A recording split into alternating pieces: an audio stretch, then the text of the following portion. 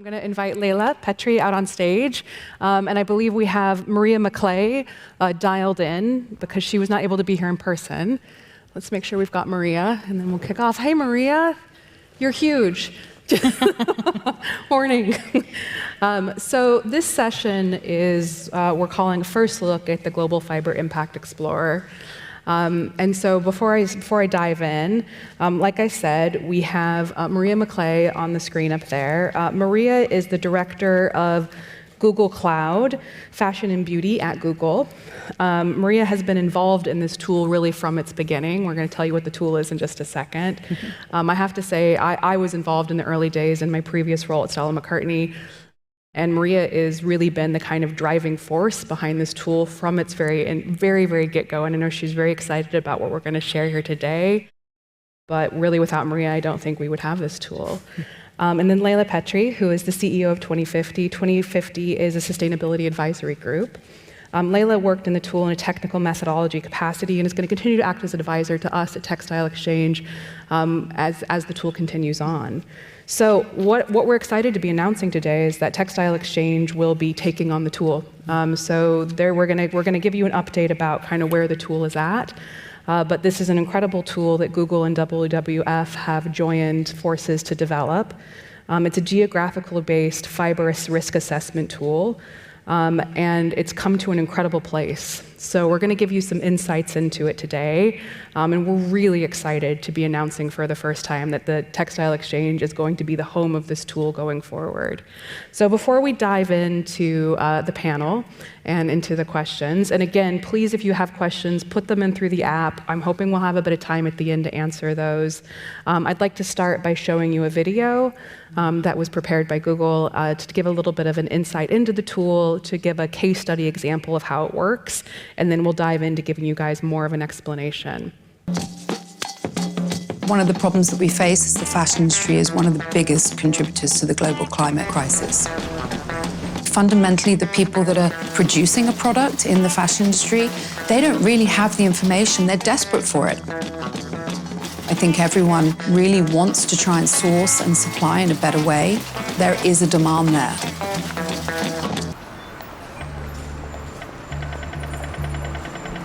My name's Maria McClay. I work at Google Cloud, and I run their fashion and beauty team. I spent nearly my entire life working in retail fashion, and I loved it. But what I realized is that the industry was changing, and it was really at an inflection point where technology would fundamentally revolutionize the entire industry.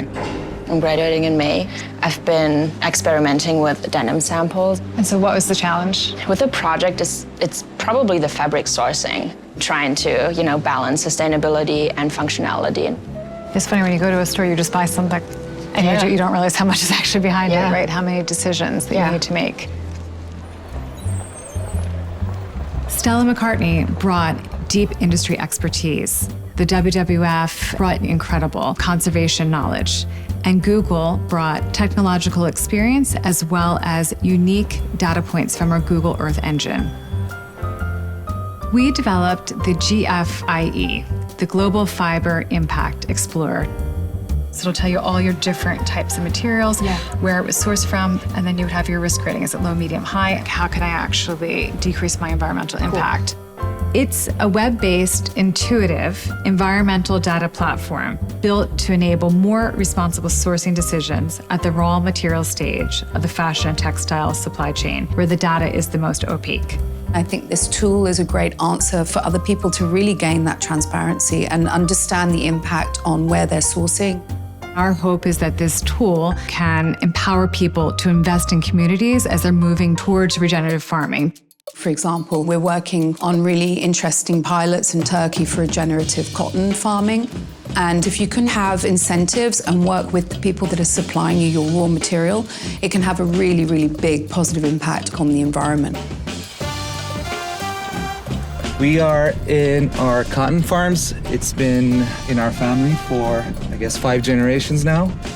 In a farm like ours, you grow 2 crops a season. Regenerative agriculture requires that you don't do anything in that second season. And the next season, the cotton grew as well, if not better, than the conventional way. We all have to realize and face the facts that we are in danger of future generations not having the quality of life that we've been so lucky to experience. So we have to all work together across all industries, and we have to take responsibility. We have to act now.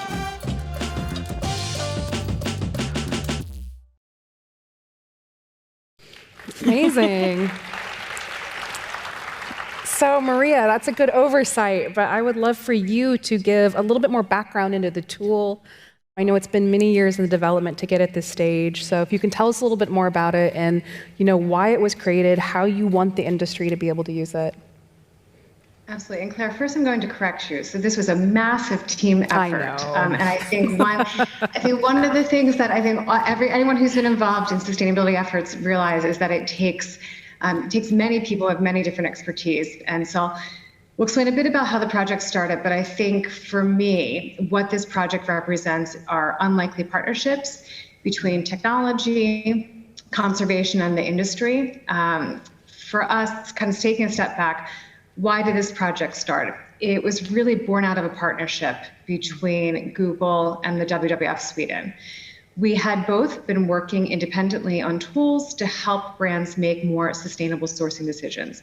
At Google, we started this partnership in 2019, as was announced at COP, with Stella McCartney. And our aspiration really was to use our cloud technology and our Google Earth Engine data to help, as the previous panel mentioned, help fill in some of those data gaps, give people access to information specifically at the Tier 4 sourcing stage, to empower them to better understand the risks of various different raw material sourcing decisions, but also importantly, what actions they could take in order to help mitigate those risks and partner with communities. We were very fortunate because after that conference, concurrently, the WWF Sweden was working in a long-standing collaboration with IKEA.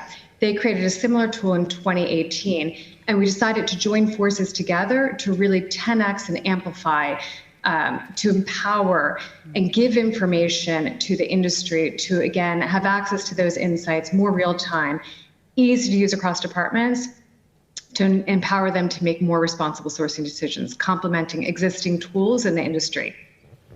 I think that's great. And I think that's why we're so excited. We've been involved for a while now, but we're so excited to be the next home, or to be the home, really, I guess, for the tool, because it is really in our area of focus, in Tier 4, and I think it complements so much of what we've been talking about this week, and it's such an exciting moment that we can kind of share this finally with the industry, but it fits in, very complementary with the other data sources that we're looking at and the tools we're developing, and I think it's like you said, it's a nice complement to work that's been going on elsewhere, and that partnership mentality you just talked about is something we've been talking about a lot this week, so we feel very excited. And I must say, we're really honored to have you as our home. I think for us, with many of the Google projects, we often do this MVP and prototyping, but it's absolutely our aspiration from the very beginning to ensure that it's open source to all and that it finds the right industry home in order to have widespread access for both large as well as smaller companies. And we're really excited by the partnership with Textile Exchange, given their focus on positive outcomes from an environmental point of view and convening the industry together to give them access to the information and tools. And so we're looking forward to your continued development, but also the progress that we've made since the announcement.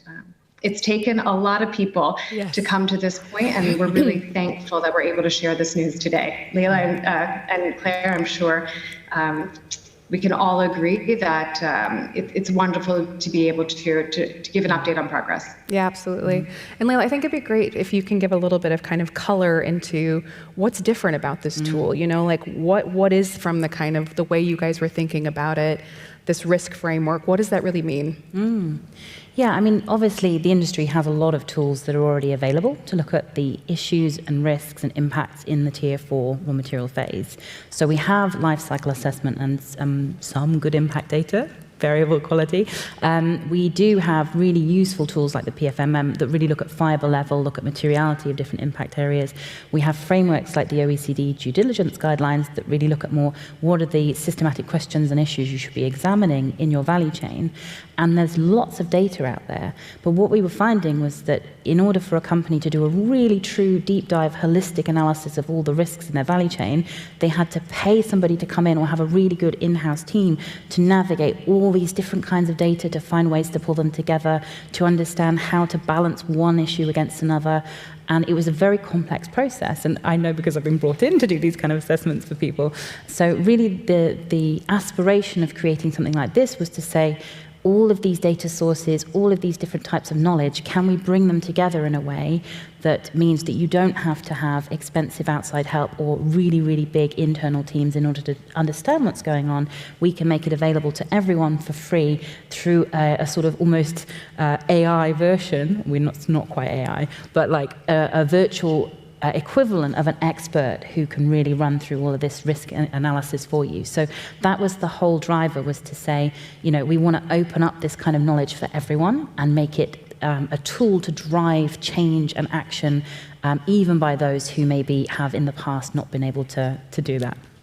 Yeah, and Maria, do you want to talk a little bit? I mean, we don't use the word AI, I know, no, but the kind of the Google Cloud part of this, what you guys have been putting into this as well, and how you've seen it as a unique opportunity. Absolutely, and I think kind of taking a step back, Claire, why was I so excited about this? So I come from the industry. I spent about 10 years at Gucci prior to coming over to Google, and we had heard actually time and time again from CEOs and CMOs that they would love to take action, love to take more action, but they were missing data points. They were missing scalable tools. And so we embarked, when we heard this, we thought, well, potentially Google Cloud can be part of that solution, because what cloud technology allows the industry to do is pull together vast amounts of data, process them quickly, and also through our technology, make them easily accessible to all through an interface. So what we did is we work together with data experts and with brands to say, well, what is your need? We can build what you want, but we first need to understand where the real gaps are. And what we heard is there's certain data, particularly at tier 4, that's either not as update or not as localized as we'd like. And we'd like to have that information in order to make more informed decisions. So what we did was we took hundreds of data sources, third party, but also within, again, we have something called our Google Earth Engine data, which essentially is taking geospatial data, working together with academics to help fill in some of those gaps along different environmental factors like air pollution, waste, forest, biodiversity. And then we also worked with our cloud team to do, hearing the industry, we said, well, how can we actually help you design a very easy interface that allows you to see the impact, whether it's by fiber source or it's by location, and makes it easy to compare and digest, not just within, let's say, sourcing departments, but also going back to various areas across the C-level, whether it's merchandising teams or design teams, to really help facilitate that conversation across the organization. So that's exactly what we attempted to do and what we have been building. I would say, as we heard in the previous panel, where we spent a lot of time is working together with the WWF, designing the right algorithms, getting the right input from the industry, cleaning the data sources, translating and figuring out where our geospatial data could help fill in the gaps. For us, it is incredibly complex, and we want it to make it simple for the industry on the other end, but at the same time, we want it to make sure that it was nuanced enough, informed enough, and had a robust point of view so that the insights that were pulled out were ones that would be representative for the industry. Maria, it sounds like, because for the end user, then I think you're talking about really interesting use cases, that you're talking about how to engage both C-suite executives and sourcing teams. And I think that's very unique, again, that you've created something that can be understood by multiple audiences by building a risk framework that, risk is something that people can understand in lots of different jobs. Yeah, and I would say, Claire, for us, ideal outcomes are the ways that we've talked about it with brands are, it allows people to ask the right questions. Yeah. It allows individuals to make investments in communities where they need it the most.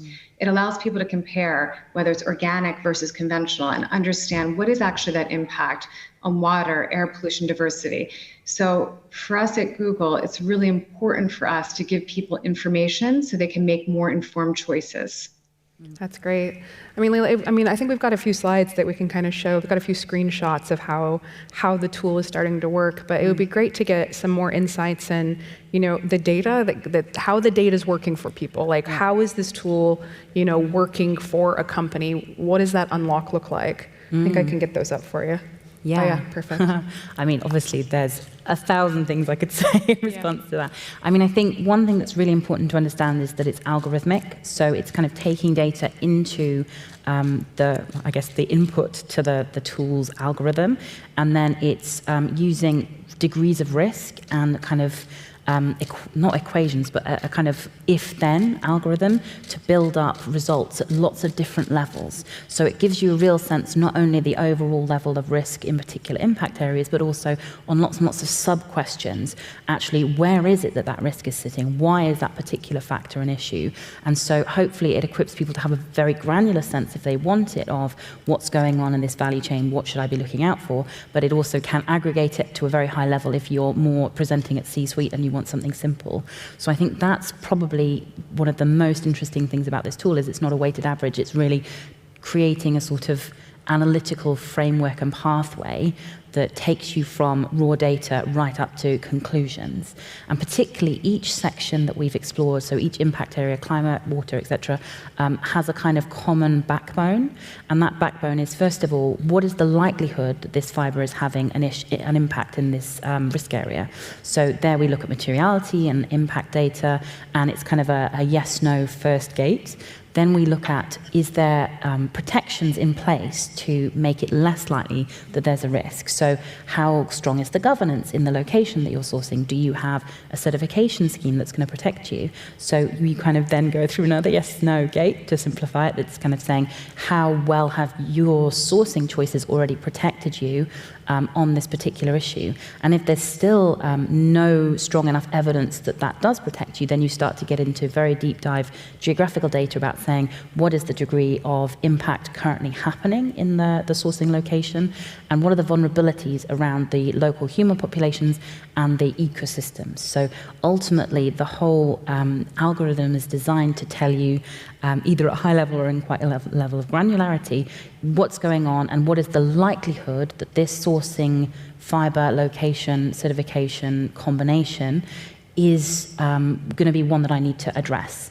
And when it is coming up higher risk, it's obviously not to say you should stop sourcing from there or that you shouldn't use that fibre. The messaging is very much more then around saying, what are the corrective actions that you can take? What are the existing solutions that you can tap into? And what kinds of responses can you have as a responsible company on those risks? And so we will see shortly how that all looks, but really that responses section is so crucial to how the tool works. It's really saying, okay, if there's an issue on the fundamental impact of the fibre, here's some actions that you can take, or you can substitute it for an organic or certified version of this conventional fibre. So it kind of takes you through the journey of addressing that. Or actually, if there's a problem with fundamental impacts in the sourcing location, are there projects that I can join that are doing landscape restoration or working on these fundamental issues? So that's really the heart of what the tool should be doing, is taking you from, oh no, there's a problem, to here's what we do about it. And hopefully when you do that across a portfolio, it's very empowering, because you can actually start to optimize your portfolio and really have a very strong sense of where your efforts can focus to best benefit not only your company's risk profile, but actually the communities and landscapes that you're sourcing from. Yeah, no, I think that's great. I mean, and I know, having spoken to both of you about it, that, one of the intentions as well is that because you are providing guidance, and I think, again, from our side, we're excited about that, being a use case, because it's something we know will need to be updated all the time, because the guidance changes, the reality on the ground changes, but that you really want people to look at how to fix things instead of move away from them. Yeah, 100%. And that the tool's really been designed with that methodology and kind of mindset in place, which is, here's opportunities for improvement instead of just moving out of problem areas or high risk areas. Maria, is there anything else you want to add on that?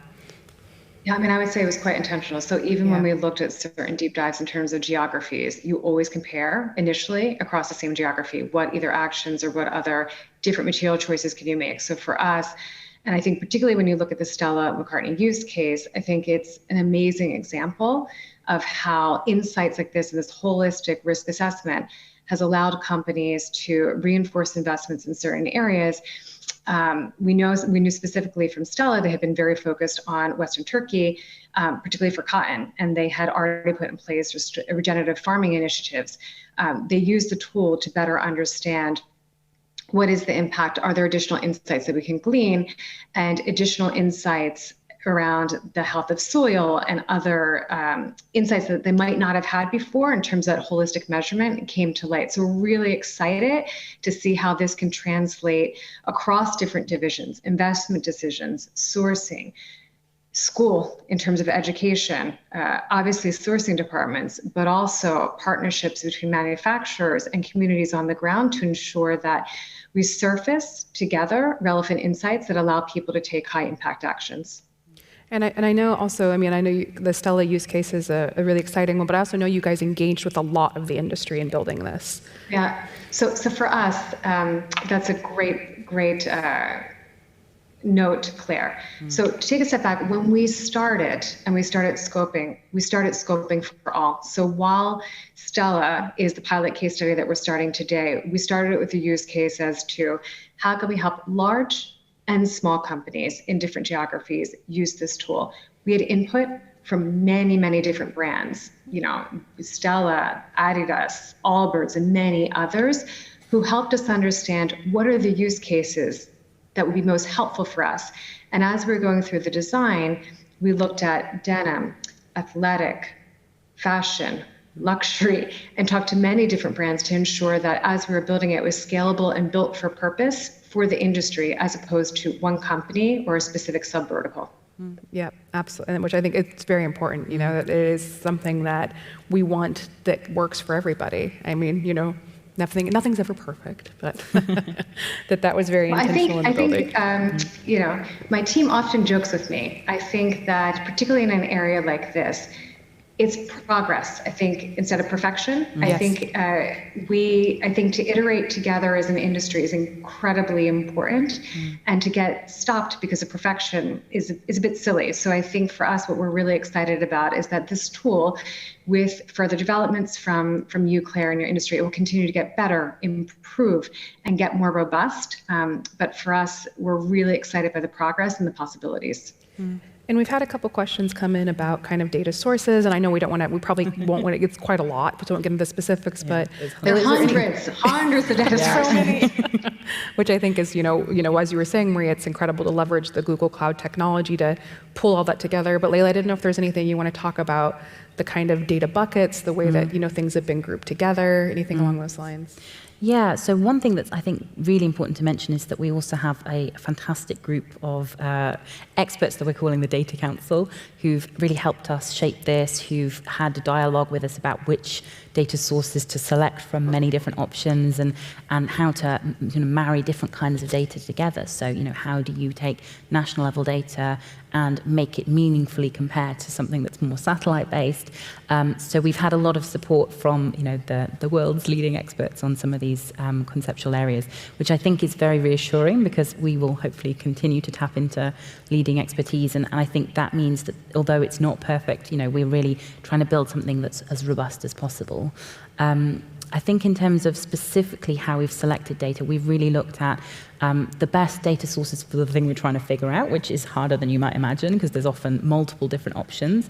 But we've really tried to look at, where is the most complete data set? Where is the most recent data set? Is it coming from a credible source? And how well does it also marry with the other kinds of data sets we're using? So for each of those kind of backbone areas that I've highlighted, we had subsections and then subsections of subsections, and each of those has a kind of question that we're trying to answer. So, for example, if we're looking at the protections of governance, the subsection could be about legal, like actual laws. It could be about implementation by the local government. It could be about issues of corruption, which nobody likes to talk about, but is important. And so each of those subcategories always has these like deep dive questions that we're trying to answer about what is the state of play, what are the types of issues that are present here. And so for each of those, we're trying to cherry pick the best possible data sources. And as much as possible, we used national data when it was most appropriate, when for example, for laws, a lot of times they are applied at national level, right? But when we're looking at more granular issues like biodiversity impacts, for example, we know that that's only really meaningful at a subnational level. So we tried as much as possible then to leverage strong subnational data. And so that's the other way that we've tried to really select for the best possible data set. But this is an ongoing process. So I think now that it's found its home with Textile Exchange, it's also really exciting to explore the data that they've been starting to build up, and really to look at additional data sources as well, and see where we can get to. It's a movable feast, but I think it's really, for what we've done in quite a short time, I'm really excited about where it can go next. Yeah, I mean, it's incredible and I progress. Think Yeah, Maria, please go ahead. Just to reinforce, the WWF provided the methodological framework along with the Data Council. Google brought to bear, and also proprietary data sets. Where we're really proud of is the technology that we helped bring this to life.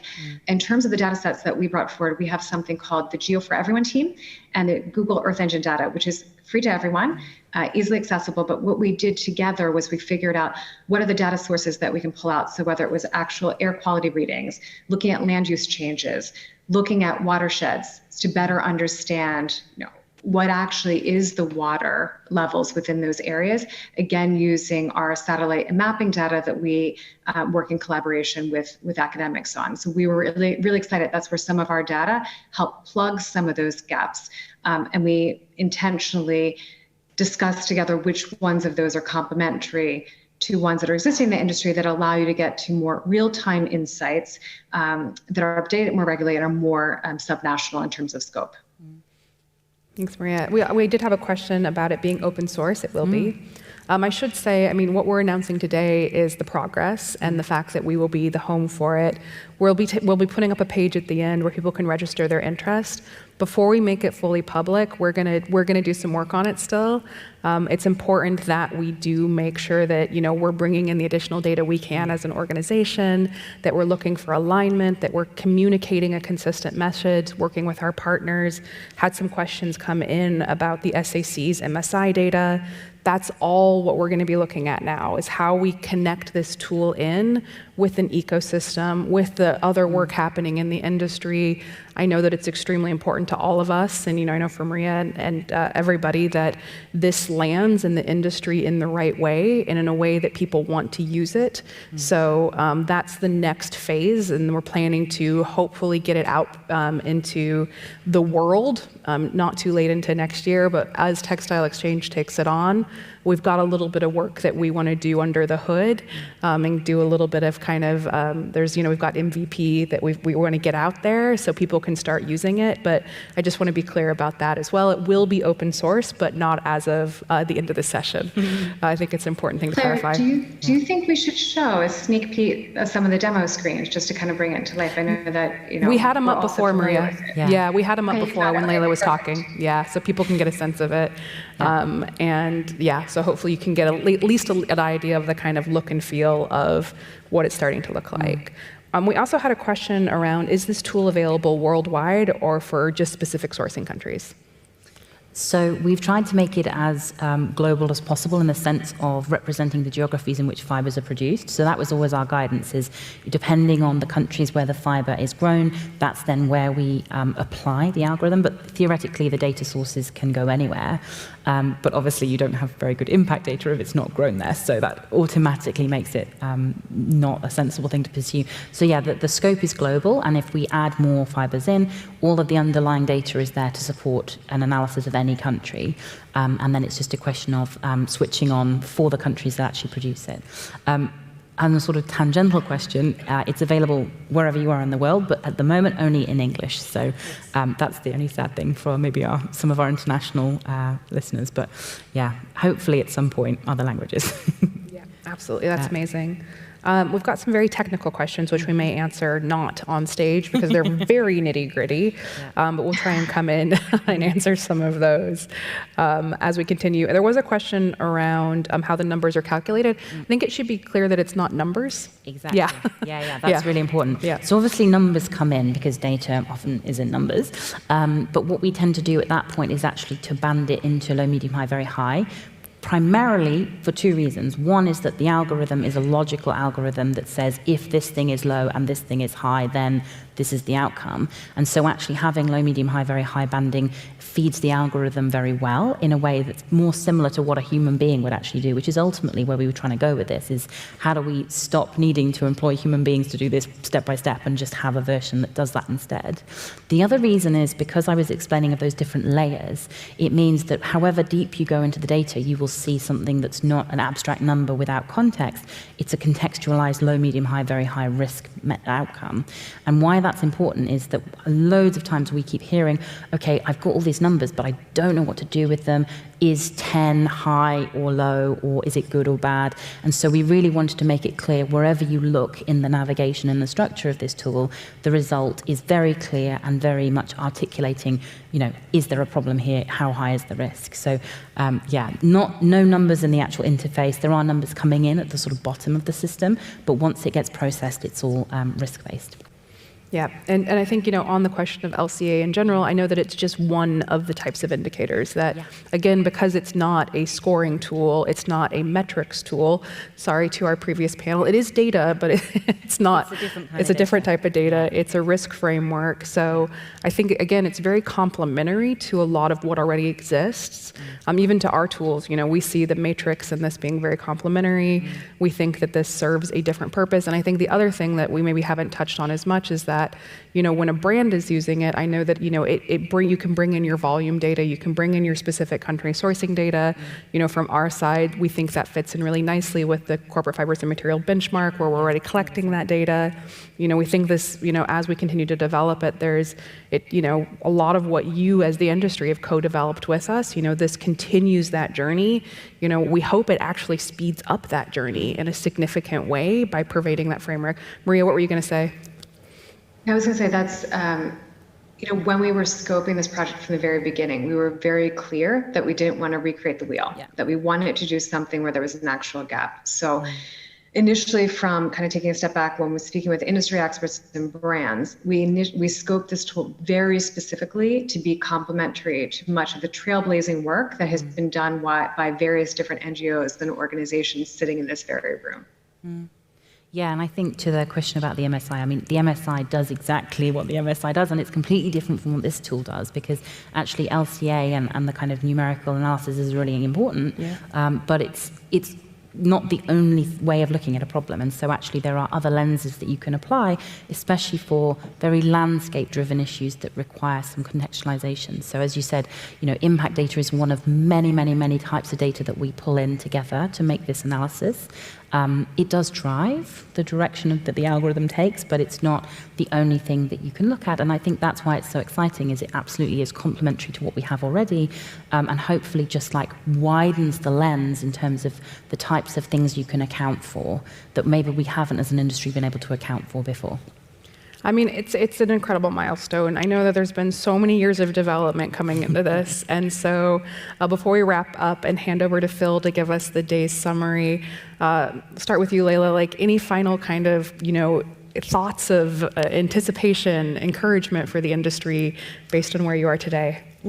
I think we are now getting to the point where a lot of our challenges are starting to have solutions. So this tool is a great example, but we are starting to have programs that are working at scale with suppliers and producers, and we are starting to unlock innovative financial or policy solutions. We are starting to know exactly what those tools will be, and now we just have to perfect them and apply them, which is not just, it's a big deal. But yeah, I think we have real reason to feel positive, and I think we've got more critical mass and more attention than ever before on these kinds of issues. And so I'm really excited to be able to help with these kind of tools and solutions that are really hopefully going to really broaden out who can participate in this conversation and how well equipped we are to really target those solutions in the right places. So it's wonderful that Google and WWF and TE are all now working together on this. And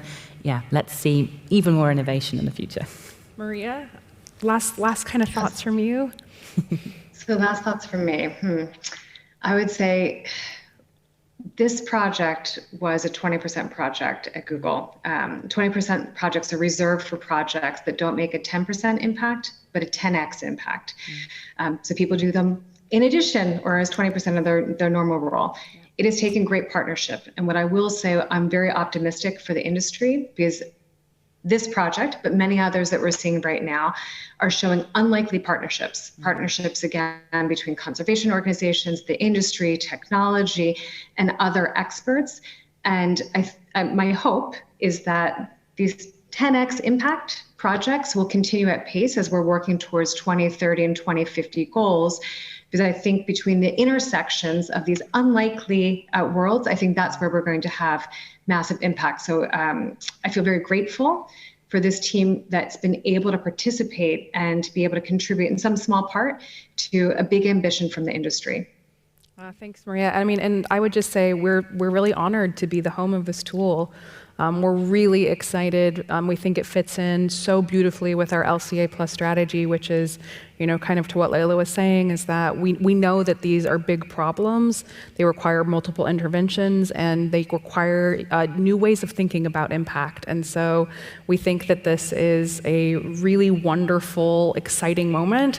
We're very excited, very grateful for being gifted this tool to make it into something that is going to be publicly available and available to the industry.